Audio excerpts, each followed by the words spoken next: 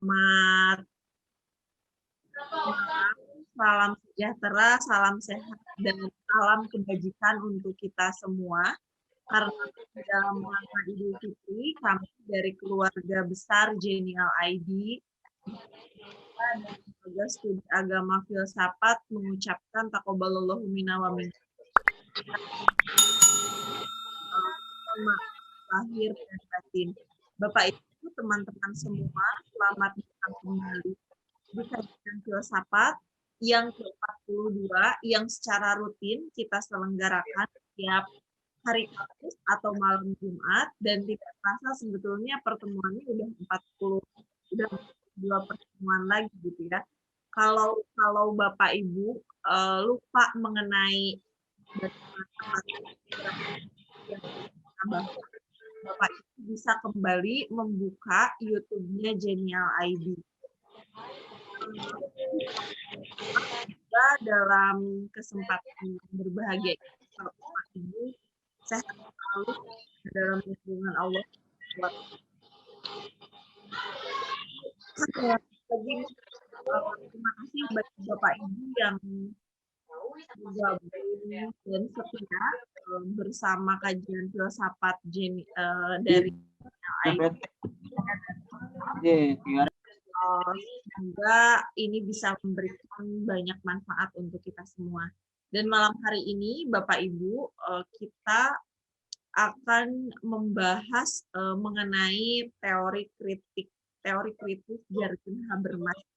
Seperti yang kita tahu bahwa Jürgen Habermas ini salah seorang tokoh dari filsafat kritis, dan ciri khas dari filsafat kritisnya juga adalah bahwa Jürgen Habermas ini selalu mengkritik terhadap hubungan sosial yang nyata gitu ya, dan pemikiran kritis juga refleksikan masyarakat dan dirinya sendiri dalam konteks dialektika struktur penindasan dan emosi. Nah, Jürgen Habermas juga kita tahu sebagai pewaris dan pembaharu teori kritis gitu ya.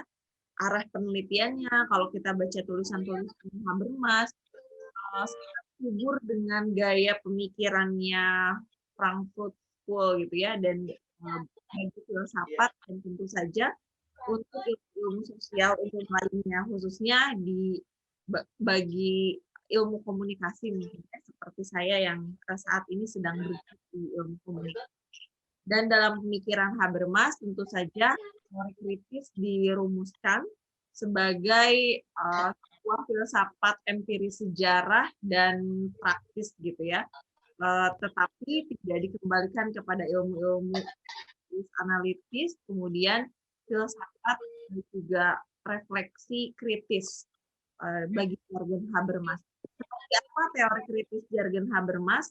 Sengaja saya tidak terkait dengan misalnya Habermas soal deliberatif demokrasi, karena nanti mungkin selama 1 bulan ini kita akan kita akan bahas tuntas mengenai pemikiran Jürgen Habermas. Jadi soal itu ada tema khususnya. Kita hanya akan membahas khususnya Jürgen Habermas yang akan disampaikan oleh teman diskusi kita hari ini, yaitu Mas Sakudin selaku Direktur Eksekutif Lembaga Studi Agama dan Filsafat, yang sudah hadir bersama dengan kita semua di room ini. Untuk mempersingkat waktu, saya kira saya persilahkan kepada Kang Iqbal waktu seluas-luasnya dan selebar-lebarnya untuk menyampaikan mengenai bagaimana teori kritis Jürgen Habermas ini. Silahkan Kang Iqbal. Assalamualaikum warahmatullahi wabarakatuh. Suara saya terdengar Teh Nani? Terdengar, Kang. Baik, selamat sore menjelang malam untuk Bapak Ibu semuanya. Di awal Syawal ini tak lupa saya ucapkan minal aidin wal faizin, mohon maaf lahir batin ya untuk Bapak Ibu yang merayakan Idul Fitri. Dan kita sempat libur sekitar 2 minggu ya sejak diskusi kita terakhir. Kita terakhir diskusi membedah pemikiran Bung Karno sebanyak 4 kali. Jadi selama Ramadan kita secara khusus membedah pemikiran keislaman Bung Karno ya. Jadi sengaja memang tema yang diangkat selama 1 bulan mengkaji sumbangan pemikiran keislaman Bung Karno. Dan kita sempat libur karena memang memberikan kesempatan ya untuk teman-teman yang memang ingin liburan Idul Fitri gitu ya. 2 minggu kita liburkan kajian, dan minggu lalu saya diskusi dengan Pak Yayan dengan Teh Neni, bagaimana kelanjutan diskusi filsafat malam Jumat nih, kapan dimulai lagi gitu ya.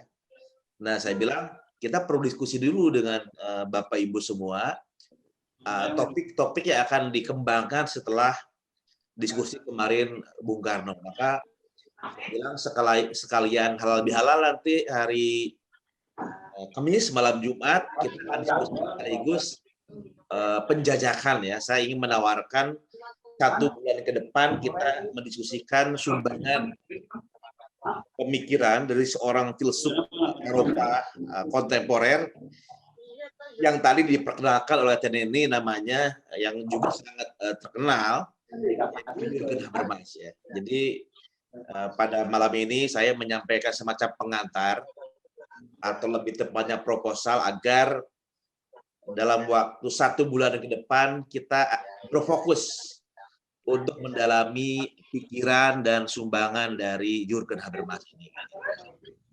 Mengapa saya mengajak Bapak Ibu untuk mulai memikirkan sumbangan pemikiran dari Jürgen Habermas, karena sebetulnya dalam beberapa pertemuan kita sudah sempat beririsan ya, sedikit banyak sempat mengulas juga beberapa aspek yang ada irisan dengan pikiran-pikiran Habermas, meskipun tidak secara langsung kita membahas pikiran Habermas. Misalnya dulu ketika kita membahas tentang teori kritis ya, teori kritis kita membahas misalnya Horkheimer, Adorno, kemudian Marcuse.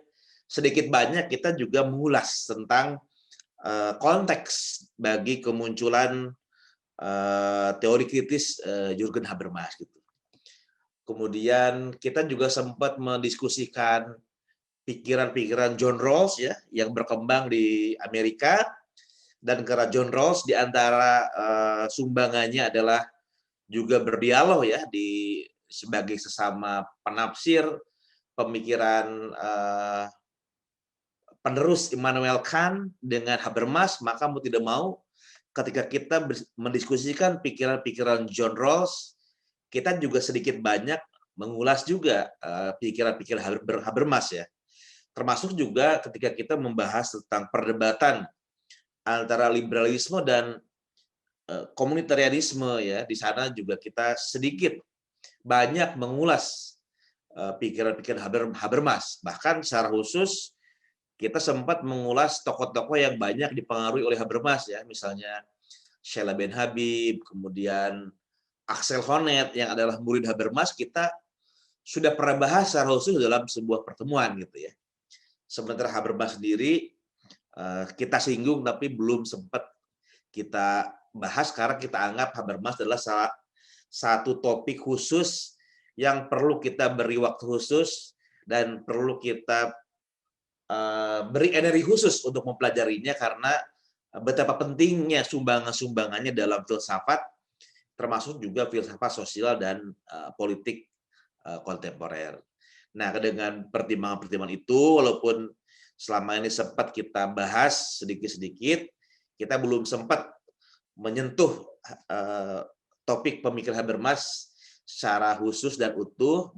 Baru setelah liburan kemarin 2 minggu, setelah diskusi dengan Teh Neni dan Kang Yayan, kita mengusulkan kepada teman-teman semua, mungkin inilah saatnya kita membuka ya atau menoleh pada sumbangan pemikiran Jürgen Habermas. Nah, mengapa Habermas itu perlu didiskusi secara khusus? Saya mohon izin share ya, share screen. Mengapa ini alasannya saya jelaskan. Mungkin ini bisa membantu menjelaskan dengan membaca sedikit biografi dari Jürgen Habermas. Nah, Bapak Ibu, saya berikan judul umum malam ini karena lagi-lagi saya anggap ini sebagai sebuah proposal ya, sebuah pengantar diskusi seperti yang tadi katakan Teh Neni, untuk detailnya, untuk lebih rincinya terkait dengan seluk-beluk pemikir Habermas, kita akan jalani, kita lakukan mulai Kamis depan ya. Jadi selama 1 bulan ke depan, mulai dari Kamis ini, kita akan berfokus sebanyak 4-5 kali pertemuan mendalami pemikiran Habermas. Nah, mengapa Habermas perlu didalami sedalam itu, sebanyak itu? Memang seberapa penting sih? Nah, di sini malam ini diberikan semacam penjelasan mengapa dia penting dibahas. Nah, jadi bahkan untuk membahasnya saja perlu sebuah proposal khusus ya, sebuah usulan.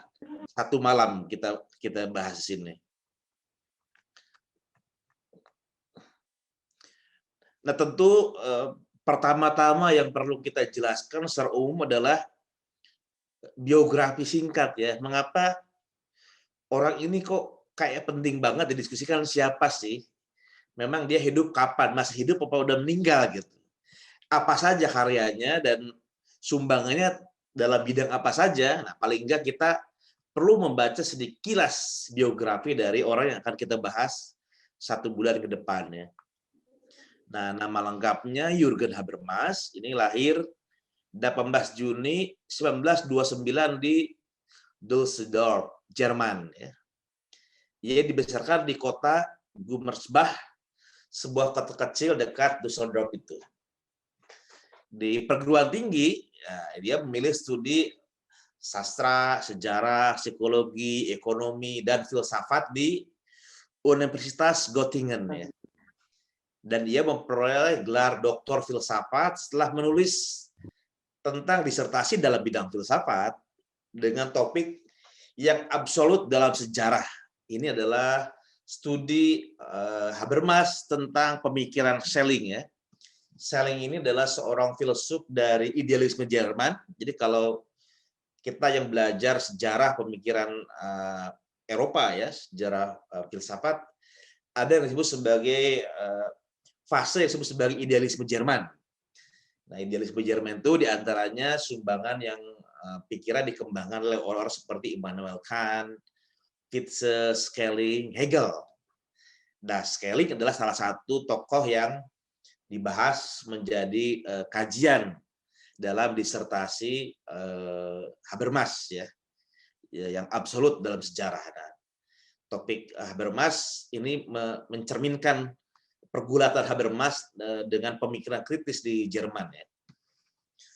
Nah, kemudian pada tahun 56 Habermas sebagai seorang doktor ya mulai bergabung sebagai asisten peneliti di Frankfurt ya, sebagai asisten dari Theodor Adorno. Waktu itu Adorno ya seorang direktur ya, seorang peneliti di Institut Penelitian Sosial di Universitas Frankfurt, dan sebagai orang yang baru lulus Habermas bekerja sebagai asisten di situ ya, asisten peneliti. Sambil juga Habermas mempersiapkan ada namanya setelah selesai doktor semacam karya tulis ya, habilitation, yang kira-kira topiknya adalah berkenaan dengan transformasi struktural dari ruang publik. Ini juga terkenal dan menjadi titik tolak ya pemikiran politik Habermas yang sampai sekarang masih sering didiskusikan dan diperdebatkan tentang ruang publik dari Habermas, ruang publik bourgeois. Ini adalah karya tulis yang dibuat untuk habilitasi Habermas di saat Habermas bekerja juga sebagai asisten peneliti dari Theodor Adorno di Frankfurt School di tahun 56. Nah, kemudian Habermas sendiri diangkat menjadi seorang guru besar penuh ya di Universitas Heidelberg itu di sekitar 61 sampai 64 ya. Jadi pada tahun itu Habermas sudah bukan lagi asisten peneliti tapi sudah menjadi seorang pemikir yang mandiri. Dan pada tahun 64 ia kembali ke Universitas Frankfurt ya.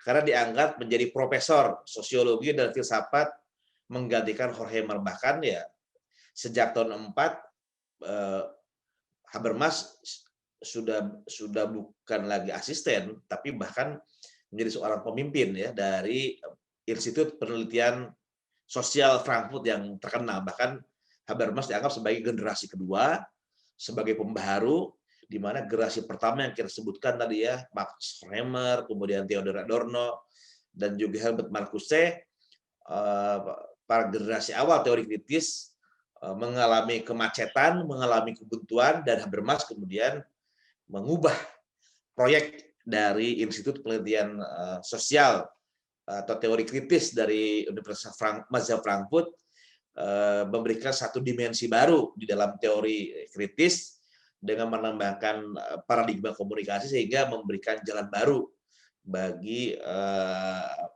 rumusan teori kritis generasi baru ya. Meskipun nanti kita tahu bahwa di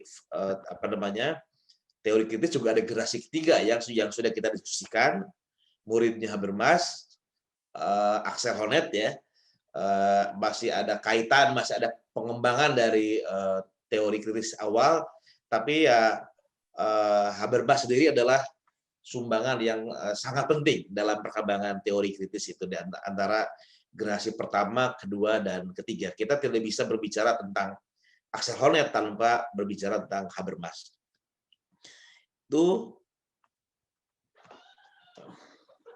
Nah, karena kita berbicara Habermas lagi-lagi di dalam kerangka teori kritis mazhab Frankfurt, maka mau tidak mau kita sedikit ya menjelaskan mengapa Habermas ini penting didiskusikan, kemudian mengapa dia kita anggap penting ya dalam rangka melanjutkan teori kritis mazhab Frankfurt, dan apa saja sumbangan Habermas, dan mengapa dalam waktu sebulan ke depan kita mendiskusikan dan apa sih kita diskusikan. Ini penjelasannya.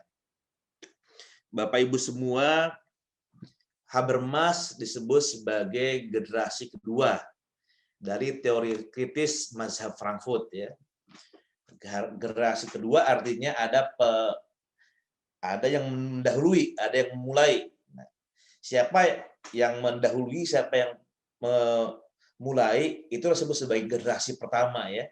Jadi kalau kita lihat di dalam arus pemikiran di Jerman dalam filsafat, kita tahu ada mazhab-mazhab ya, di mana mazhab pemikiran itu juga banyak dihubungkan dengan universitas ya, di mana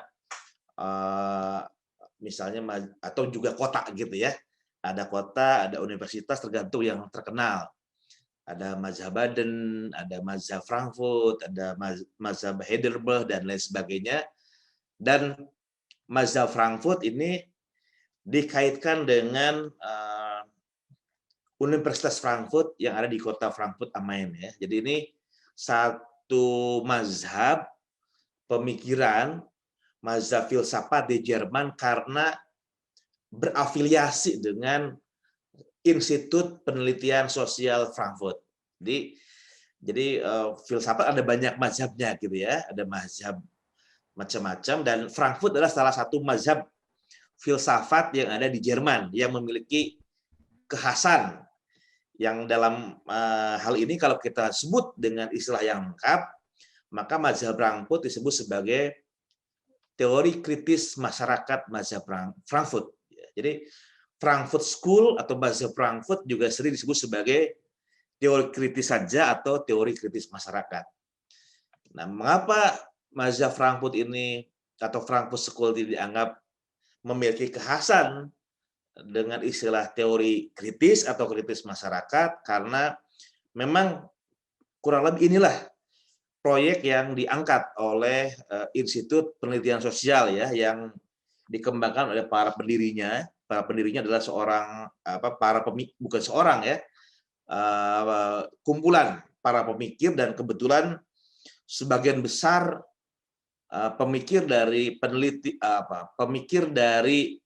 Institut Penelitian Sosial Frankfurt ini adalah berlatar belakang etnis Yahudi Jerman pada masa itu ya. Jadi kita kebayang ya, situasi menjelang Nazi, dan di Frankfurt ini adalah rata-rata banyak pemikir yang memang berasal usul Yahudi, beragama Yahudi ya, dan beretnis Yahudi gitu. Jadi nanti terjadi konflik dengan Hitler, dan itu terbayang ya seperti apa ketidakcocokan antara para tokoh mazhab Frankfurt ini dengan Hitler di situ gitu. Nah, sebelum ke situ, apa yang kemudian menarik dari teori kritis adalah, meskipun tadi punya karakteristik khusus ya, bahwa tokoh-tokoh mazhab Frankfurt adalah orang-orang Yahudi yang kemudian secara politik nanti punya problem dengan Nazi di Jerman. Tapi yang perlu kita catat di sini adalah apa yang kemudian menjadi kekhasan dari teori kritis, atau apa yang membuat teori kritis menjadi menarik adalah karena dia mencoba untuk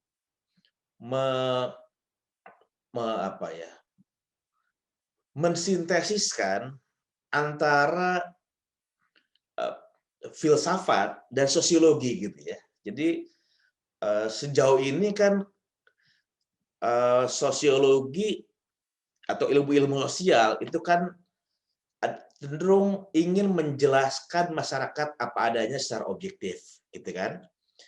Nah, sementara filsafat itu dianggap sebagai ilmu kritis ya, ilmu yang tugasnya adalah melakukan kritik gitu ya. Nah, mazhab Frankfurt ingin mensintesiskan, ingin menggabungkan dua kecenderungan antara ilmu-ilmu sosial sebagai ilmu yang ilmiah gitu ya, yang menjelaskan kenyataan, dengan ilmu kritis yang menjadi instrumen untuk melakukan kritik ideologi. Nah, ini ada istilah yang khas dalam teori kritis ya, kritik ideologi. Mengapa? Karena jika tidak dilakukan semacam kritik ideologi, maka diskursus termasuk pengetahuan, termasuk teori, itu bisa bersifat ideologis. Apa itu ideologis?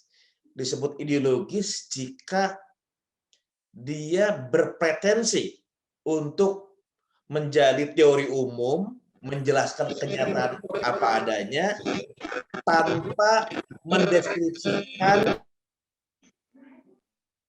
negativitas ya, tanpa menjelaskan eksploitasi, penghisapan dalam masyarakat, seolah-olah teori itu mencoba mencapai objektivitas gitu ya, mencapai objektivitas universitas teori ilmu pengetahuan. Jadi itu kecenderungan yang ada pada teori tradisional yang kalau itu diikuti maka berpotensi untuk kemudian mengabaikan kemungkinan emansipatoris, mengabaikan kemungkinan teori untuk bisa membantu masyarakat mengerti tentang terjadinya negativitas ya. Negatif dalam pengertian bahwa terjadi penghisapan, terjadi eksploitasi, terjadi krisis dalam masyarakat. Nah, jadi tegangan di antara di satu sisi kecenderungan teori untuk sampai pada objektivitas, universalitas, dan juga kecenderungan filsafat ya pada kritik, itu dalam teori kritis ingin digabungkan bagaimana caranya agar teori itu juga bisa bersifat kritis, tidak tidak hanya menjelaskan kenyataan apa adanya secara umum, tapi juga bisa bersifat kritis. Maka Marshall Frankfurt kemudian memperlawankan ya dua jenis teori yang disebut sebagai teori kritis versus teori tradisional. Jadi kalau Marshall Frankfurt berbicara tentang teori, maka teori yang dimaksud bukan teori yang mencari sebuah objektivitas hukum-hukum seperti hukum dalam sejarah ya, hukum seperti aksioma-aksioma dalam ilmu seperti hukum gravitasi, hukum Newton gitu ya. Itu kan mencari hukum universal kalau itu ya. Nah, itu teori tradisional gitu. Yang mencoba teori tradisional itu kan asumsinya ada sebuah hukum umum yang berlaku dimanapun, kapanpun, terlepas dari historisitas tertentu. Itu karakteristik dari sebuah teori kan.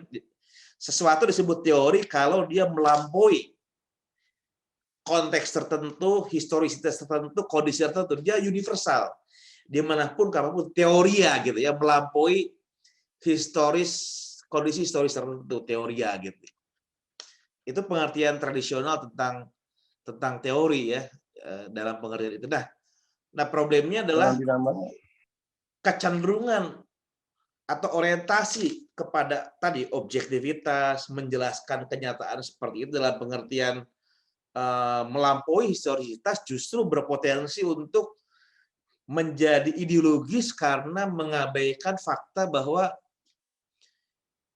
terjadi semacam penindasan, terjadi semacam penghisapan, terjadi eksploitasi yang ada dalam masyarakat antara mereka yang memiliki modal terhadap mereka yang tidak punya modal, antara mereka yang punya kuasa terhadap mereka yang tidak punya kuasa, antara mereka yang kaya terhadap mereka yang miskin, antara mereka yang bisa menghisap terhadap mereka yang bisa dihisap.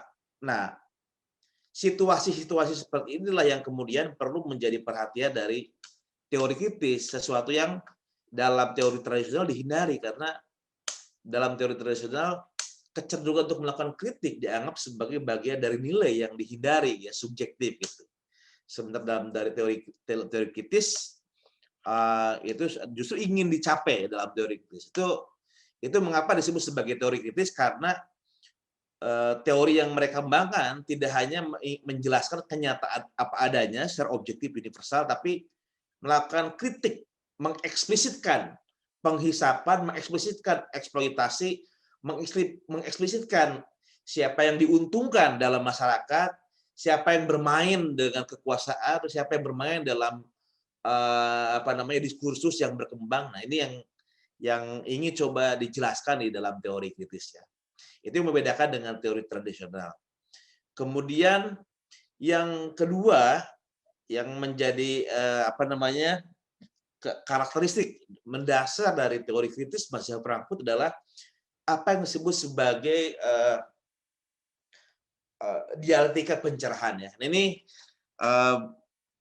dialektika pencerahan adalah buku kedua yang ditulis oleh generasi awal Marshall Frankfurt. Critical Theory itu dalam buku pertama yang ditulis oleh Mark Horkheimer dan Theodor Adorno bekerja sama ya sebagai generasi awal Marshall Frankfurt menulis menjelaskan posisi teoris mereka, apa itu teori kritis dengan buku itu. Baru kemudian di buku kedua Dialectic of Enlightenment, ini adalah sebuah buku yang ditulis berdua juga. Ini ditulis oleh Horkheimer dan Adorno kalau tidak salah, yang juga menjelaskan kira-kira ulasan ya Marshall Frankfurt untuk menjelaskan kira-kira mengapa Marxisme itu mengalami kegagalan untuk sampai pada revolusi, kira-kira gitu ya. Jadi kalau kita melihat akar-akar teorisnya kan Frankfurt School ini adalah satu mazhab filsafat, sosial, politik yang berakar dalam tradisi filsafat kritis ya. Kalau kita berbicara filsafat kritis, tentu kita tidak bisa melepaskan diri dari para pemikir sebelumnya yang bisa kita sebut satu persatu. Misalnya dalam tradisi Jerman ya, filsafat kritis itu ada Immanuel Kant, kemudian ada Hegel, ada Marx, dan juga di situ misalnya dalam psikoanalisis yang bersifat kritis ada Sigmund Freud ya. Jadi keempat unsur di dalam pemikiran Jerman ikut membentuk apa yang disebut sebagai teori kritis macam Frankfurt, dan inilah yang kemudian digunakan oleh orang seperti Horkheimer dan Adorno untuk menjelaskan apa yang disebut sebagai dialektika pencerahan ya. Jadi di dalam buku ini orang seperti Adorno dan Horkheimer menjelaskan bahwa bagaimana upaya manusia untuk menjadi rasional gitu ya, untuk mencapai pencerahan itu justru memunculkan irasionalitas gitu ya. Jadi itu disebut dengan dialektika pencerahan ya. Kan pencerahan itu adalah salah satu proyek yang tujuannya adalah melampaui mitos untuk sampai pada logos. Melampaui mitos untuk sampai pada akal budi, kan pencerahan begitu. Nah, problemnya adalah sekuat apapun manusia untuk sampai pada logos, sekuat apapun manusia untuk sampai pada pencerahan, sekuat apapun manusia untuk sampai pada rasionalitas, anehnya yang didapat oleh manusia justru irasionalitas gitu. Jadi apa yang awalnya dianggap sebagai rasionalitas itu kemudian berkembang menjadi mitos kembali. Itu yang kemudian disebut dialektika pencerahan ya.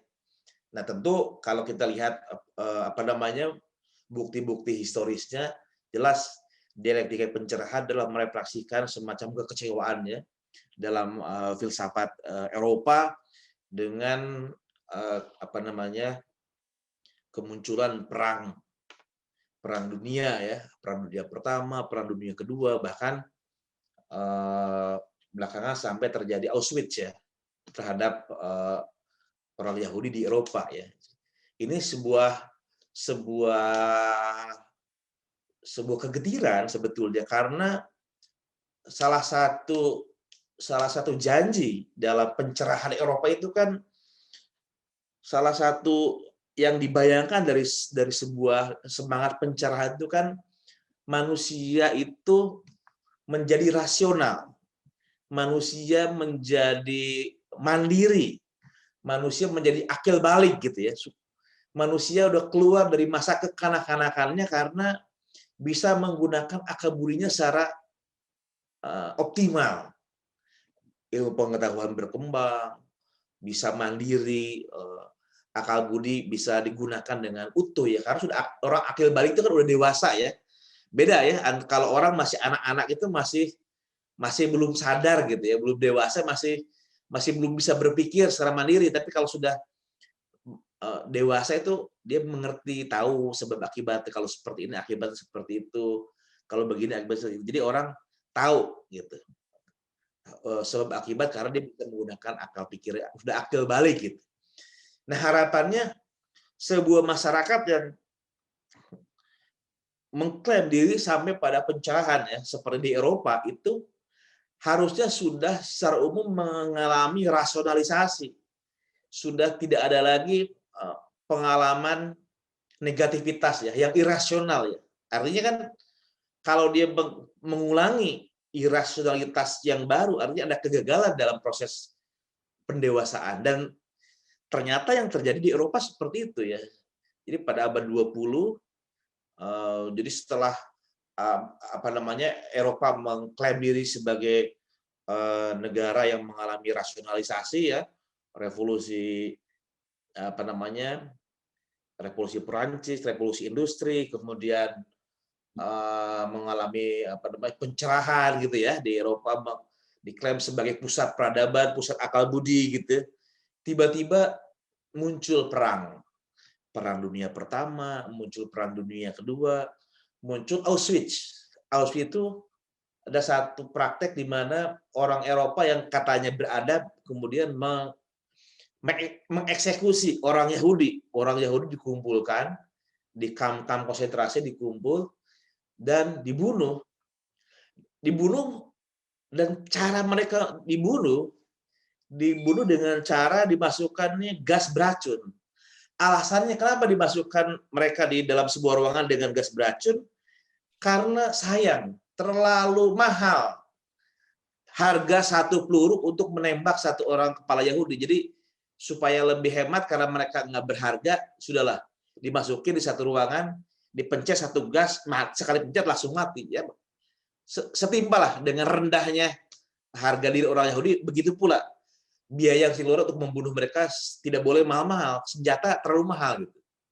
Segitu merendahkannya ya Nazi dalam melihat orang lain, dalam hal ini adalah orang-orang yang berbeda dengan orang Yahudi gitu di Eropa pada waktu itu.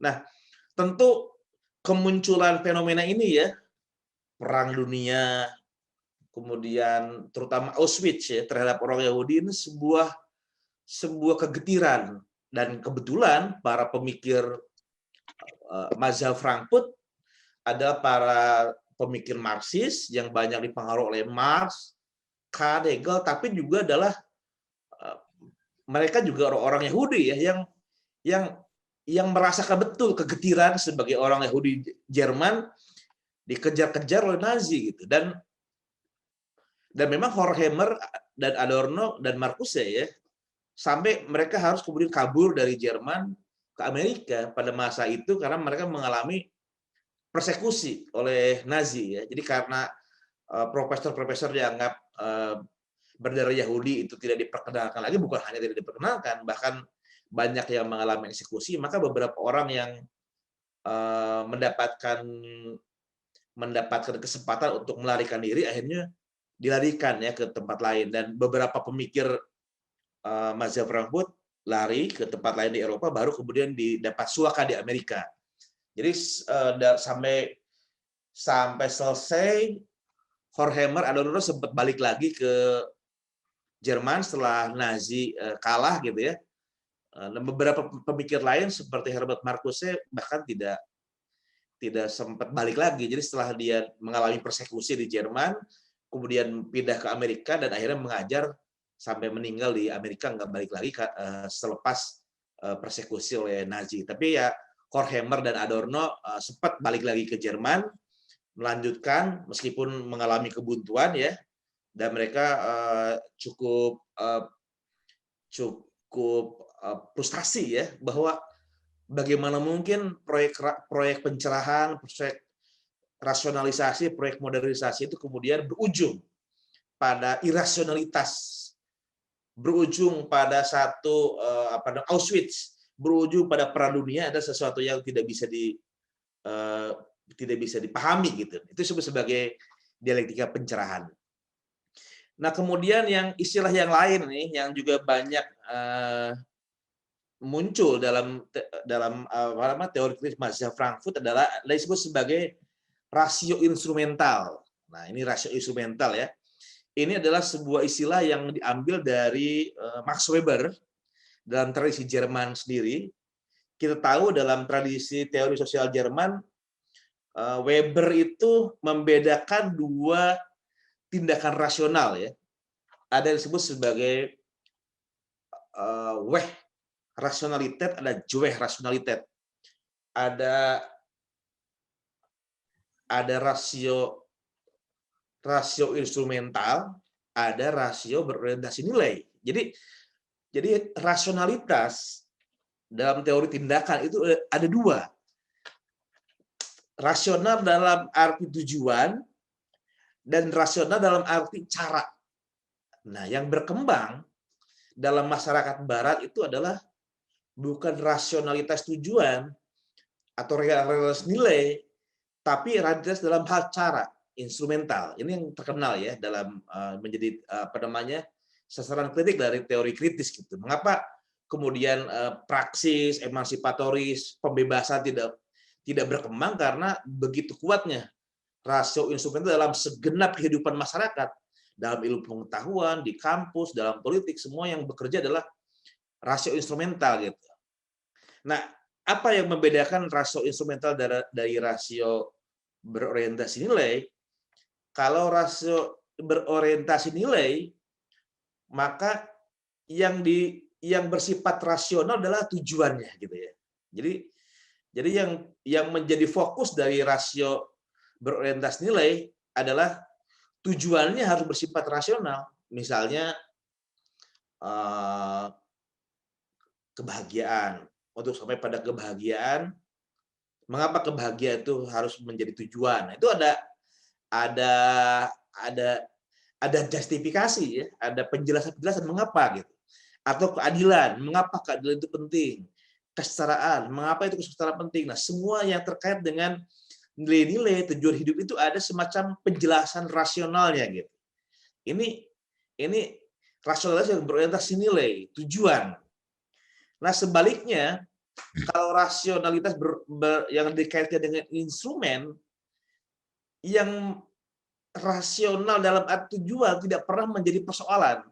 Yang menjadi ukuran itu adalah bukan tujuannya rasional atau tidak, itu sudah selesai, tidak diperdebatkan. Tapi rasional tidak dalam pengertian instrumen, apakah untuk sampai pada tujuan saya sudah menggunakan cara yang paling tepat atau tidak?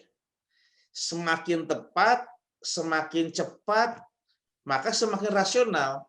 Semakin lambat, semakin mahal, ya semakin tidak rasional. Jadi dalam konteks instrumen, cara disebut rasional kalau dia membantu kita membawa kita pada tujuan dengan biaya yang semurah mungkin, sewaktu secepat mungkin, sehemat mungkin. Itu rasional. Kalau lama, lambat, mahal, ya itu nggak rasional gitu. Seperti kalau kita mau ke Bandung ya, kita ke Bandung kita punya dua pilihan. Pilihan pertama adalah kita lewat tol Cipularang gitu ya. Cipularang 2 jam, misalnya dengan kalkulasi biaya tol sekian gitu ya. Misalnya 100 sekian ratus ribu, bensin sekian, dengan waktu tempuh sekian, maka kita bisa ke Bandung dalam waktu katakanlah 3 jam. Misalnya dari Jakarta ya, 2 sampai 3 jam nyampe. Itu pilihan pertama. Jadi untuk sampai tujuan di pusat kota Bandung, maka pilihan pertama jalan adalah kita lewat Cipularang. Tapi kan untuk sampai ke tujuan, sampai Bandung, kita punya alternatif lain. Apa? Misalnya, ya kita bisa lewat jalur lama ke Puncak. Kita nggak lewat Cipularang, tapi lewat Puncak gitu ya. Ke Bogor dulu, gitu, Cianjur, terus itu. Ya memang menyenangkan, indah gitu. Tapi coba dikalkulasi dari segi pencapaian tujuan. Mana yang lebih hemat waktu, lebih cepat, lebih bisa mencapai tujuan, apakah lewat Puncak, lewat Cipularang?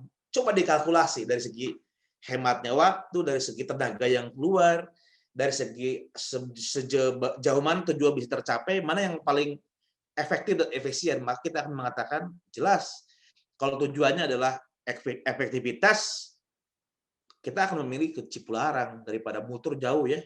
Karena kalau lewat Puncak itu perjalanan ke Bandung bisa 10 jam, ya kan apa namanya ke Cianjur itu kan jalannya juga bukan jalan tol kan, jalan tempat wisata bisa kena macet dan lain sebagainya gitu. Jadi tidak masuk akal kalau kita mau ke Bandung ingin cepat memilih jalan ke Puncak, kecuali kalau kita memang berniat jalan-jalan itu lain ya, karena memang tujuannya mau jalan-jalan itu lain. Tapi kalau ingin ke Bandung secepat mungkin, sehemat mungkin, maka orang yang rasional pasti akan memilih Cipularang lewat tol. Nggak mungkin memilih ke Puncak. Lebih lama, uang yang keluar lebih banyak, waktunya lebih lambat, tujuan bisa tidak tercapai. Nah, rasio instrumen adalah sebuah cara berpikir rasional yang tidak membicarakan tujuan, rasional tujuan, tapi lebih pada membicarakan soal efektivitas dan efisiensi cara gitu. Jadi tujuannya sendiri tidak pernah dibahas. Yang dibahas adalah cara. Itu rasio instrumental. Dan dalam masyarakat modern dan keseluruhan kehidupan masyarakat modern yang berkembang adalah pembicaraan tentang rasionalitas instrumen. Rasio soal cara ini ya, bagaimana mencapai tujuan. Tujuannya sendiri nggak pernah dibicarakan. Soal kebahagiaan, soal keadilan, soal pencerahan, itu sudah bukan lagi isu ya, tapi bagaimana misalnya eh, mencapai kekayaan, bagaimana mencapai kemakmuran. Tapi untuk apa kemakmuran, untuk apa kekayaan, itu tidak pernah didiskusikan secara rasional ya, karena itu seperti sudah jelaskan sendirinya. Yang paling penting gimana kita bisa mencapai sebuah tujuan, itu rasio instrumental. Dan kita tahu ya, dalam konteks itulah misalnya penjelasan tentang kapitalisme ya, apa namanya, sangkara besi kapitalisme yang dijelaskan oleh Max Weber itu adalah apa namanya, contoh bagaimana rasio instrumental bekerja ya dalam dalam sistem kapitalisme. Itu kemudian dimensi lain dari teori kritis yang juga nanti banyak berpengaruh pada Habermas adalah ada yang disebut sebagai manusia satu dimensi. One Dimensional Man ini adalah satu karya yang sebuah judul buku yang ditulis oleh generasi pertama Mazhab Frankfurt ya, teoris Mazhab Frankfurt, yaitu siapa? Markheimer, Adorno, Herbert Marcuse. Di Herbert Marcuse kalau tadi teori kritis dan teori tradisional dan dialektik pencerahan itu ditulis oleh Markheimer dan Adorno, tokoh pertama. Kemudian mereka juga menulis authoritarian personality dan banyak karya lain ya di dalam bidang sastra, musikologi dan sebagainya, itu banyak yang ditulis oleh Adorno dan Horkheimer. Nah, salah satu generasi angkatan pertama itu juga ada namanya Herbert Marcuse, lebih muda ketimbang Max Horkheimer dan Adorno, tapi termasuk generasi pertama, lebih senior dari Habermas.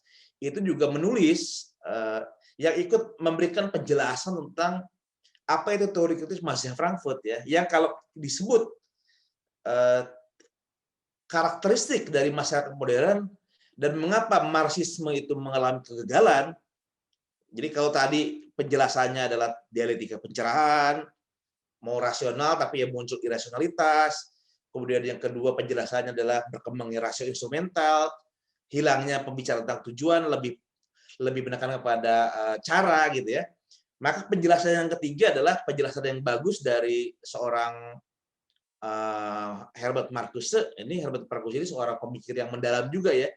Jadi kalau seingat saya Herbert Marcuse ini seorang filsuf Jerman yang menulis disertasi tentang Hegel di bawah bimbingan Martin Heidegger ya. Jadi kalau kita yang pernah bersentuhan dengan tradisi berpikir filosofis pasti sedikit banyak kenal dengan Heidegger ya. Dan Marcuse adalah seorang pemikir penting dari Mazhab Frankfurt yang juga punya irisan dengan Martin Heidegger karena disertasinya ditulis di bawah bimbingan seorang Martin Heidegger. Kalau tidak salah, Marcuse ini pernah 2 kali menulis disertasi di Jerman. Yang satu tentang Hegel ya, dan tentang Hegel inilah dia menulis di bawah bimbingan Heidegger. Kalau tidak salah tentang Hegel dan revolusi Prancis ya. Dan itu kemudian diterbitkan menjadi buku ya, Reason and Revolution. Itu tulisan dari Marcuse tentang Hegel dan revolusi Prancis. Kemudian Marcuse juga menulis tentang Sigmund Freud ya, Eros and Civilization. Dan nah yang kita bahas di sini adalah dia menulis tentang manusia satu dimensi gitu ya. Apa itu manusia satu dimensi? Kata Marcuse, apa yang membuat manusia itu berbeda dari yang bukan manusia itu kan karena cara beradanya. Cara berada seperti apa yang membuat manusia berbeda dari wujud-wujud lain? Kalau wujud lain itu kan tidak pernah mengatakan tidak. Gitu. Misalnya meja ini kan dibuat oleh tukang meja, meja kamu aku buat ya di tempat nulis ya, dia nggak pernah protes gitu ya. Dia nerima aja gitu. Kursi dibuat oleh tukang kursi, kamu aku buat di tempat duduk ya, ya kursi iya aja. Dia nggak protes ya, dia menerima gitu. Begitu juga dengan perkakas-perkakas yang kita buat ya, pisau dibuat oleh tukang pisau, tujuannya untuk apa ya? Untuk mengiris bawang atau untuk memotong sesuatu. Ya pisau tidak pernah protes. Nah, salah satu karakteristik dari wujud-wujud itu adalah mereka selalu mengatakan iya. Tidak pernah punya dimensi untuk melakukan kritik, menolak atas apa yang diberikan kepadanya. Ya, memang dunia alat-alat seperti itu ya. Bukan hanya dunia alat-alat sebetulnya. Bahkan dunia kehidupan yang non manusia juga begitu, hewan juga tidak punya kemampuan menegasi. Hewan, tumbuhan melampaui dunia alat, tapi ya sangat alami gitu tumbuhan tuh. Pohon rambutan, pohon kelapa dia sangat alami. Kemudian hewan juga walaupun punya kecerdasan tapi ya dia sangat alami banget. Dia menerima apa yang diberikan oleh alam gitu ya. Ya ukurannya itu ya kita nggak pernah dengar ada hewan misalnya protes kok saya selama hidup nggak pernah pakai baju gitu ya. Nggak pernah makanan saya dimasak dulu, nggak pernah ya, dari dulu begitu-begitu aja. Nggak pernah bertanya tentang apa yang diberikan oleh alam, dia selalu menerima ya, mengafirmasi apa yang diberikan oleh alam gitu. Hanya manusia yang selalu menegasi apa yang diberikan oleh alam. Jadi manusia punya dua dimensi, dimensi menerima tapi juga menolak. Menerima, menolak. Sebagai bagian dari alam dia menerima bagian dari alam, tapi sekaligus nggak mau ternyata ini nggak enak begini ya.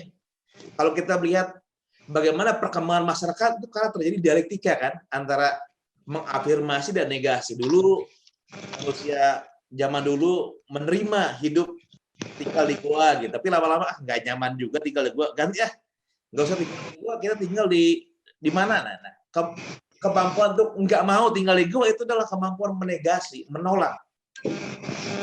Nah,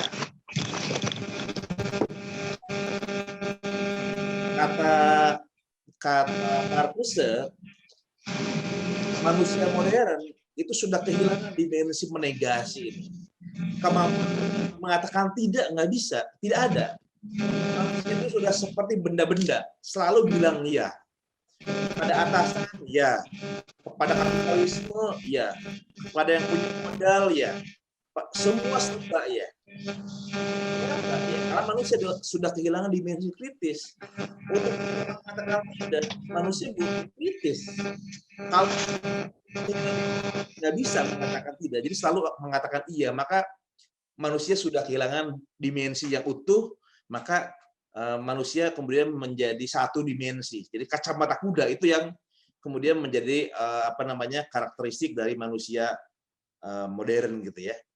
Nah, dalam konteks itulah kemudian teori kritis mazhab Frankfurt mengalami kebuntuan. Jadi di satu sisi Horkheimer, Adorno, Marcuse dan teman-teman seangkatan sadar bahwa terjadi semacam penghisapan, terjadi semacam eksploitasi, terjadi semacam negativitas dalam masyarakat ya, dalam masyarakat modern, dalam masyarakat kapitalisme lanjut, tapi mereka juga sadar bahwa cara penjelasan yang seperti dijelaskan oleh teori sebelum mereka, dalam hal ini Karl Marx atau bahkan Lenin dan setelahnya juga tidak memadai ya untuk menjelaskan apa yang disebut sebagai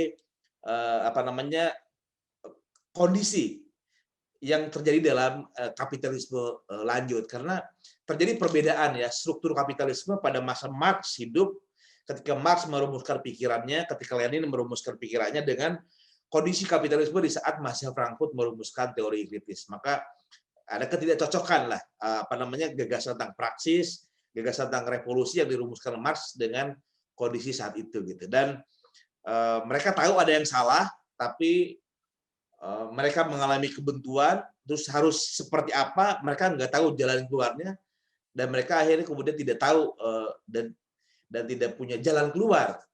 Maka kemudian Habermas muncul ya, mengatasi kebuntuan teori kritis mahasiswa Frankfurt yang pertama dengan paradigma komunikasi. Nah, sebelum menjelaskan apa tawaran Habermas dengan paradigma komunikasi, kita bisa lihat beberapa judul ya. Tentu saja Habermas menulis dalam bahasa Jerman. Nah, kita menyebut di sini beberapa yang ditulis dalam bahasa Inggris ya. Misalnya transformasi struktural ruang publik ini tahun 62, kemudian teori and practice ini tahun 63. Kemudian Habermas menulis tentang logika dalam ilmu-ilmu sosial ya. Jadi kalau kita melihat karya-karya yang pas dari tahun 62 ini sudah doktor dan sudah mulai menjadi asisten dari Adorno di Universitas Frankfurt ya. Tahun 64 sampai 66 sudah mulai jadi guru besar, artinya 63, 67 itu sudah mulai Habermas mandiri sebagai seorang guru besar. Jadi teori and practice itu adalah sebuah karya yang mencerminkan pemikiran Habermas sebagai seorang peneliti di Mahasiswa Frankfurt, termasuk juga buku-buku berikut ya, On Logic of Social Sciences. Ini juga sama. Jadi kalau kita melihat teori and practice ini mencerminkan semangat teori Mahasiswa Frankfurt yang ingin memahami teori dengan cara baru, bukan teori dalam pengertian melepaskan diri dari praktek sosial, tapi justru teori dan praktek itu sesuatu yang berkaitan. Kalau teori mencoba melepaskan diri dari praktek, justru teori berpotensi menjadi ideologi. Kalau sudah menjadi ideologi, maka menjadi tidak mampu menjadi penyingkap eksploitasi atau penghisapan. Kemudian pada tahun 67 tentang logika tentang ilmu sosial, ini juga kritik terhadap positivisme ya, kritik terhadap positivisme. Kemudian Toward a Rational Society, perkembangan dari teori kritis juga menuju masyarakat rasional. Ini sumbangan Habermas. Kemudian teknologi and science as ideology, ini juga sama ya, karakteristiknya sama, teori kritis juga. Nah, pada tahun 71 Habermas menulis karya penting, Knowledge and Human Interest. Ini juga karya yang juga mencerminkan teori kritis generasi kedua ya. Kemudian diikuti pada tahun 75 Legitimation Crisis, ini tentang krisis legitimasi dalam kapitalisme. Topik-topiknya kelihatan ya, Habermas mencerminkan kritik terhadap kapitalisme. Kemudian tahun 76 Habermas menulis Communication and Evolution of Society. Ini mulai ada kata-kata communication ya. Jadi di sini paradigma komunikasi juga sudah mulai muncul. Ada istilah communication. Kemudian tema-tema bahasa sudah mulai muncul pada tahun 76 on the pragmatics of social interaction. Ini Habermas sudah mulai berinteraksi dengan filsafat bahasa. Nah, kemudian pada tahun 81 Habermas menulis Magnum Opus ya, karya besar yang menjadi sumbangan yang sampai sekarang salah satu sumbangan terbesar Habermas dalam filsafat, yaitu The Theory of Communicative Action tahun 81. Kemudian Moral Consciousness and Communicative Action tahun 83, diikuti oleh Philosophical Political Profiles tahun 83 juga. Dan 2 tahun kemudian Habermas nulis sebuah karya penting yang berisi kritik ya, kritik Habermas terhadap postmodernisme dalam buku yang kita baca di sini adalah The Philosophical Discourse of Modernity tahun 85. Nah, kemudian di tahun yang sama dia nulis beberapa buku juga, The New Conservatism, kemudian The New Obscurity. Dia mengkritik welfare state. Kemudian di tahun 88 dia menulis Post Metaphysical Thinking. Kemudian tahun 91 dia menulis buku Justification and Application. Ya. Di tahun berikutnya Habermas sudah mulai menulis tentang demokrasi deliberatif ya. Di sini buku Between Facts and Norm, Contribution to a Discourse Theory of Law and Democracy ditulis tahun 92 ya. Kita tahu Jerman Jerman Timur dan Jerman Barat bersatu, tembok Berlin sudah dihancurkan dan Jerman menjadi sebuah negara demokratis ya, dan di situ Habermas memberikan sebuah refleksi filosofis dengan menulis buku ini terkenal. Nah, kemudian di tahun yang hampir bersamaan tahun 92 juga Habermas menulis On the Pragmatic of Communication. Kemudian tahun 96 menulis The Inclusion of the Other, ini kumpulan tulisan. Kemudian tahun 97 The Berlin Republic, ini wawancara ya dengan Habermas. Kemudian tahun 98 Post-National Constellation. Kemudian pada tahun 98 Habermas masih menulis tentang agama dan rasionalitas ya. Ini karya yang juga sangat penting. Kemudian tahun 98 Habermas menulis Truth and Justification ya. Dan ini masih banyak ya, masih banyak sampai tahun 2003 Habermas menulis buku The Future of Human Nature, kemudian All Europe tahun 2005, Divided West 2006, kemudian Dialectics of Secularization 2007 ini perdebatan dengan Joseph Ratzinger ya. Kalau kita tahu Joseph Ratzinger adalah seorang tokoh dari gereja Katolik ya. Mereka sempat melakukan perdebatan Habermas dengan Ratzinger. Nah, kemudian 2008 Habermas menulis Between Naturalism and Religion. Nah, ini tahun 2008, ini karya penting juga. Kemudian 2009 menulis tentang Eropa, The Europe. Kemudian 2012 menulis tentang krisis Uni Eropa. 2019 masih 2 tahun yang lalu This to a History of Philosophy ya. Ini salah satu karya-karya kecil ya, alternatif ya dalam filsafat yang tapi juga seringkali dianggap sebagai salah satu sumbangan penting Habermas juga ya. Nah, ini kalau melihat karya-karyanya kita tidak bisa mengabaikan ya bahwa ini adalah raksasa. Jadi melihat karyanya sedemikian banyak dan Habermas itu berdebat dengan hampir semua mazhab filsafat ya. Mazhab Amerika dia berdebat dengan yang kita sebut ya kemarin orang seperti John Rawls, kemudian Charles Taylor dia ikut berdebat, dengan mazhab Prancis dia berdebat ya, dengan Derrida, dengan Foucault, dengan Gadamer dia berdebat, dengan orang pemikir Inggris dia berdebat ya, dengan Anthony Giddens, dengan macam-macam dia berdebat. Artinya dengan siapa dia berdebat, dengan topik yang dia tulis, dengan banyaknya karya, dia memang raksasa ya, raksasa pemikiran yang sampai sekarang masih dipelajari dan rasanya sulit kalau bicara filsafat, bicara politik tanpa menyebut Habermas itu rasanya sulit karena karena sangat pentingnya sumbangan dari pemikiran Habermas ini. Nah, sedikit sebelum menjelaskan lebih detail ya di pertemuan berikut apa yang menjadi keunikan Habermas, meskipun nanti akan kita ulang lagi di pertemuan kedua, ketiga, keempat lebih detail, tapi secara umum apa yang kemudian menjadi karakteristik dari teori kritis Habermas ini seperti disebutkan dalam teori sosial dirumuskan bahwa teori tindakan komunikatif ada istilah sebagai teori tindakan komunikatif ya. Di dalamnya Habermas merumuskan karakternya sebagai berikut. Jadi kata Habermas dalam teori tindakan komunikatif itu dikatakan bahwa tindakan manusia paling dasar adalah tindakan komunikatif atau interaksi. Tujuan komunikasi adalah saling pengertian, rasionalitas komunikatif tercapai dalam saling pengertian.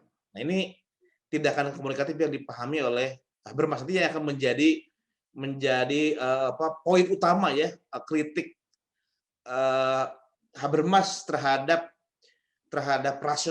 rasionalis instrumental yang berkembang dalam masyarakat kapitalisme lanjut karena sudah kehilangan dimensi komunikatif atau rasionalitas komunikatif ini. Ini yang kemudian ingin diperbesar oleh Habermas dalam dialog, dalam diskusi, sehingga kemudian memperlakukan orang lain tidak lagi seperti memperlakukan barang-barang, tapi memperlakukan manusia seperti manusia. Nah, yang kedua adalah ada subsistem tindakan rasionalitas sasaran, instrumental ya. Jadi dalam konteks tindakan, dalam konteks tadi ya, rasio instrumental ada dua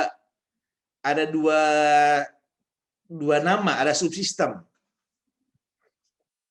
Jika diarahkan pada alam, maka tindakan instrumental itu menjadi pekerjaan. Jadi kalau kita mencangkul sawah, mengelola sungai, itu kerja namanya. Itu semakin rasional ya, itu pekerjaan memang begitu gitu.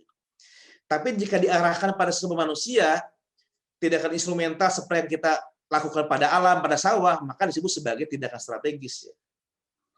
Tindakan instrumental baik berupa pekerjaan maupun tindakan strategis bertujuan untuk sukses, ya, ini mencapai sasaran. Nah, ini yang perlu dibedakan kata Habermas dalam tindakan. Kita perlu membedakan antara tindakan yang komunikatif dengan tindakan instrumental ya. Berrelasi dengan alam itu tujuannya untuk sukses, untuk mencapai satu tujuan sukses. Tapi ketika berrelasi dengan manusia, apa betul tujuannya adalah untuk sukses dalam pengertian memperlakukan orang lain seperti memperlakukan alam, atau ada tujuan lain? Dalam hal ini ada tindakan komunikatif untuk saling memahami satu sama lain. Nah, ini yang kemudian diabaikan dalam masyarakat kapitalisme lanjut adalah dimensi di mana manusia saling berkomunikasi satu sama lain dan kita berrelasi satu sama lain hanya seperti dengan barang-barang gitu. Nah, Habermas memaksudkan tindakan strategis sebagai tindakan yang berorientasi pada sukses atau kemenangan yang hendak dicapai dengan berbagai cara, bujukan, iming-iming, penghargaan, tekanan, paksaan, bahkan ancaman. Dalam hal ini, para pelaku akan saling memperlakukan satu sama lain secara strategis. Dalam interaksi jenis ini, konflik sosial besar kemungkinan terjadi. Ya. Sebaliknya, tindakan komunikatif adalah tindakan yang berorientasi untuk mencapai saling pengertian. Dalam tindakan komunikatif, para pelaku berkoordinasi rencana tindakan masing-masing secara intersubjektif, di mana kesepakatan melahirkan validitas klaim normatif. Ini secara umum ya, penjelasan tentang teori tindakan komunikatif. Nanti di dalam pertemuan kedua, ketiga, keempat, kita akan membahas secara lebih detail ya, misalnya tentang kritik ideologi, seperti apa sih yang ada dalam teori kritis Habermas, misalnya Habermas berbicara tentang pertautan pengetahuan dan kepentingan apa yang ada dalam ilmu-ilmu teknis analitis, ilmu-ilmu alam, kepentingan apa yang ada dalam ilmu-ilmu historis hermeneutis, dalam ilmu-ilmu humaniora, kepentingan apa yang ada dalam ilmu-ilmu kritis yang disebut sebagai praksi emansipatoris. Ini kita akan bahas secara khusus di pertemuan berikutnya yang membahas tentang kritik ideologi. Nah, kemudian kita juga akan membahas tentang etika diskursus ya, satu pertemuan. Etika diskursus adalah filsafat praktis ya yang dikembangkan oleh Habermas yang berangkat dari teori tindakan komunikatif kemudian dikembangkan dalam sebuah etika politik yang disebut sebagai etika diskursus. Nah, kemudian topik berikut yang juga dikembangkan dari teori tindakan komunikatif Habermas adalah teori tentang demokrasi deliberatif, dan juga yang berikutnya yang terakhir adalah tentang agama dan ruang publik. Nah, untuk agama dan ruang publik bisa kita bahas secara khusus, atau nanti kalau memang waktu yang tidak cukup, kita bisa masukkan di tema pembahasan tentang demokrasi dan demokrasi deliberatif. Jadi detailnya akan kita bahas mulai minggu depan. Apa yang saya sampaikan hari ini adalah pengantar mengapa Habermas penting untuk kita untuk lebih bisa memahami teori kritis, teori sosial kritis yang kemudian disebut sebagai teori sosial kritis Basel Frankfurt yang dikembangkan oleh Jürgen Habermas. Demikian ini sebagai pengantar diskusi, mudah-mudahan nanti kalau ada yang kurang jelas bisa didiskusikan dan tanya jawab ya. Terima kasih. Baik, terima kasih Kang Iqbal atas memantik kita mengenai teori kritis Habermas. Tadi sudah Kang Iqbal katakan bahwa teori kritis ini menarik untuk mensimpulkan masyarakat kemudian ilmu sosial dan ilmu kritis yang menjadi kritis untuk melakukan kritik ideologi gitu ya, dan mencapai objektivitas teori dan ilmu pengetahuan, mengabaikan kemungkinan emansipatoris, penindakan, eksploitasi, penindasan antara yang memiliki modal dengan yang tidak memiliki modal. Dia juga menyampaikan mengenai dialektika pencerahan, kemudian rasio instrumental, manusia satu dimensi, kebutuhan praksis. Juga tadi kritik-kritik ideologi jargon Habermas. Selanjutnya, ini apa ya ini? Ada apa ini ya Pak Iqbal?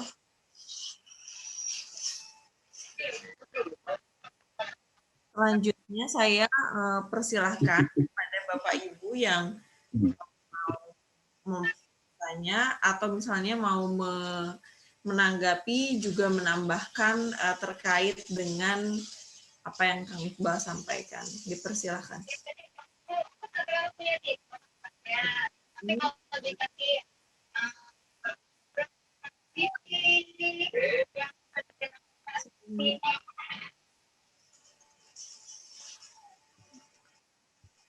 Itu juga ada share screen ya Kang Iqbal ya.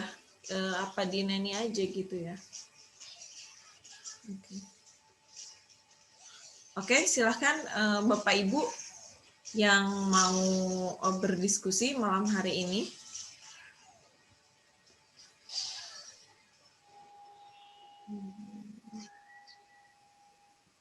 Atau bisa pertanyaannya di kolom chat. Ini sudah ada yang raise hand. Sebentar. Kelihatan.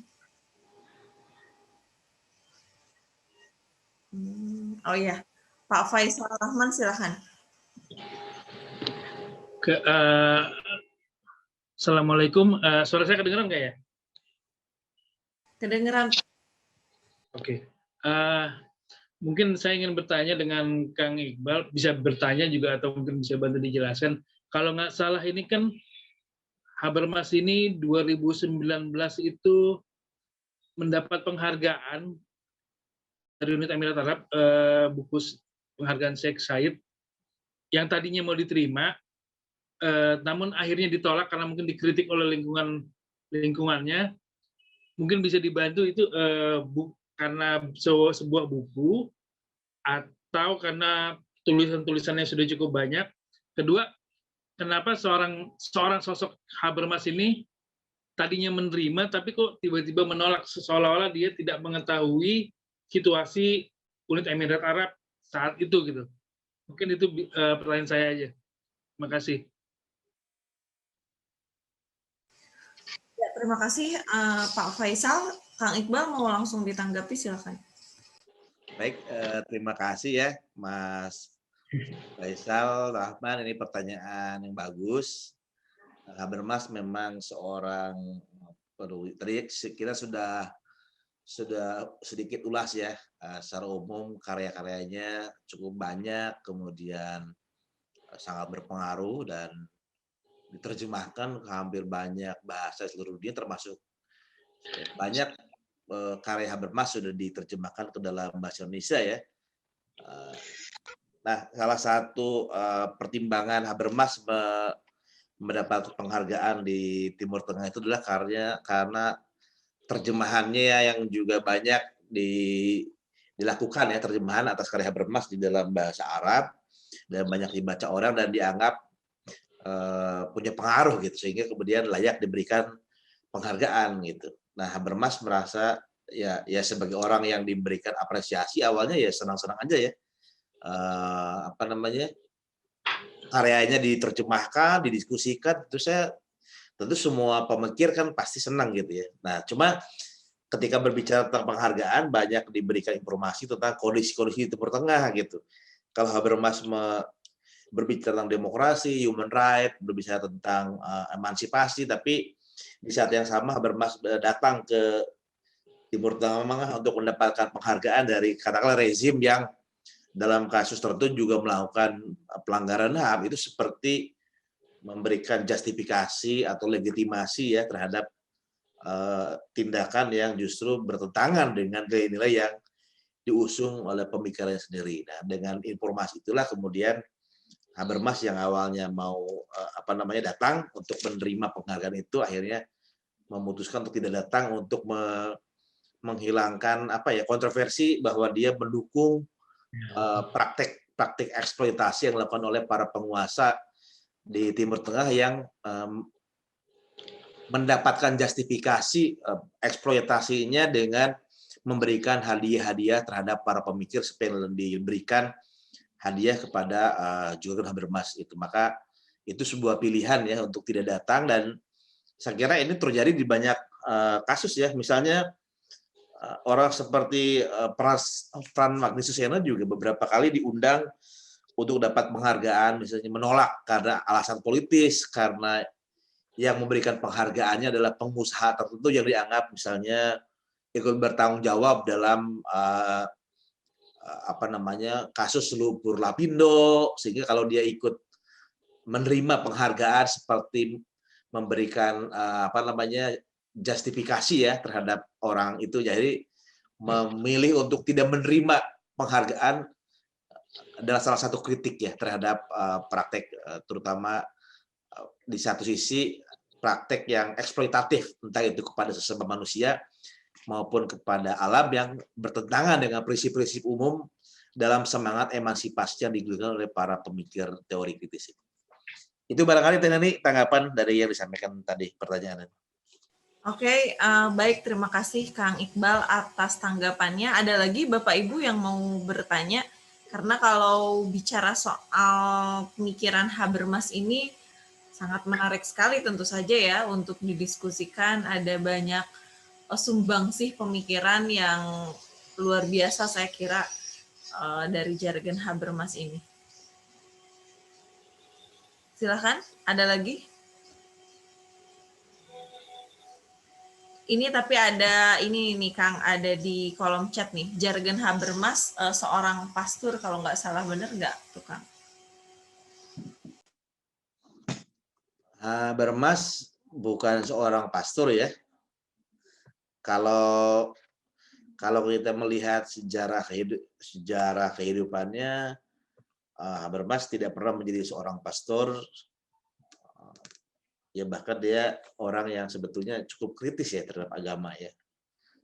Jadi bahkan dia berdebat dengan tadi Ratzinger, yang belakangan menjadi paus ya, paus.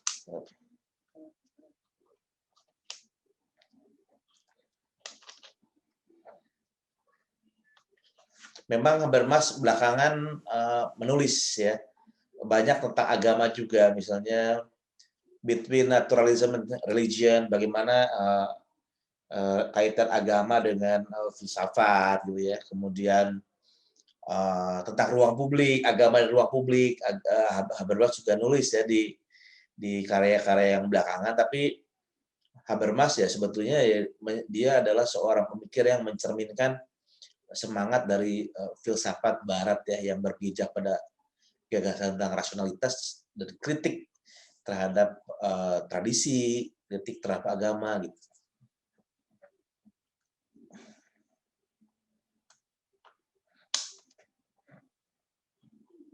Mungkin saya bisa pahami sih, belum terlalu ada pertanyaan-pertanyaan karena ini pengantar ya, pengantar umum artinya apa yang saya sampaikan juga masih sekedar biografi ya, biografi pengantar umum. Mungkin minggu depan lebih rinci, lebih berfokus pada topik-topik yang lebih khusus, maka mungkin pertanyaan-pertanyaan yang lebih banyak akan muncul ya mulai minggu depan. Jadi minggu depan mulai kita akan masuk pada tema kritik ideologi yang disampaikan oleh Jürgen Habermas. Oke Kang, mungkin untuk closing statement, Baik, Bapak Ibu, terima kasih sudah hadir pada malam ini. Ini adalah diskusi pengantar ya, pengantar yang saya sampaikan sebagai usulan untuk topik diskusi 1 bulan ke depan, dan topik yang saya usulkan adalah kita mendiskusikan sumbangan dari seorang pemikir raksasa, pemikir sosial raksasa yang yang pernah kita diskusikan sekilas ya, pinggiran-pinggirannya, tapi kita belum pernah sama sekali meluangkan waktu secara khusus mendiskusikan sumbangan utamanya, yaitu sumbangan dari teori kritis Jürgen Habermas. Nah, sebulan ini kita akan alokasikan waktu, akan kita dedikasikan mulai minggu ini, minggu depan sampai 1 bulan untuk membahas satu persatu secara lebih rinci sumbangan dari seorang filsuf besar, filsuf Jerman ya, Jürgen Habermas, yang tadi karya-karyanya sudah kita lihat banyak berpengaruh, berdebat dengan banyak tokoh dan mendapatkan banyak sekali penggerak. Mudah-mudahan dengan mendiskusikan pikiran Habermas ini bisa memberikan inspirasi untuk kita ya di Indonesia. Kita bisa merefleksikan pikiran kita sendiri, mengembangkan pikiran sendiri sehingga mengembangkan sebuah teori kritis yang kontekstual dengan tantangan ke Indonesia. Sampai ketemu minggu depan. Terima kasih banyak. Assalamualaikum warahmatullahi wabarakatuh. Waalaikumsalam warahmatullahi wabarakatuh. Terima kasih banyak, terima kasih. Sampai minggu depan. Makasih banyak, sampai minggu depan. Teori ilmu komunikasi. Iya, teori komunikasi ya Mbak ya. Teori komunikasi, teori PS. Jadi paradigma, ya, ya, paradigma komunikasi minggu depan usahanya perubahan sosial, dan kita merujuk pada bahasanya kan komunikasi iteratif kategoris menghadirkan sentralitas sumber, karena paradigma komunikasi dengan sendirinya mengedepankan terima kasih Bapak Ibu yang bergabung dalam diskusi ini. Kita akan ketemu lagi di Jumat pekan depan. Semoga bahasan-bahasannya akan lebih menarik lagi. Demikian, wassalamualaikum warahmatullahi wabarakatuh. Bang Iqbal.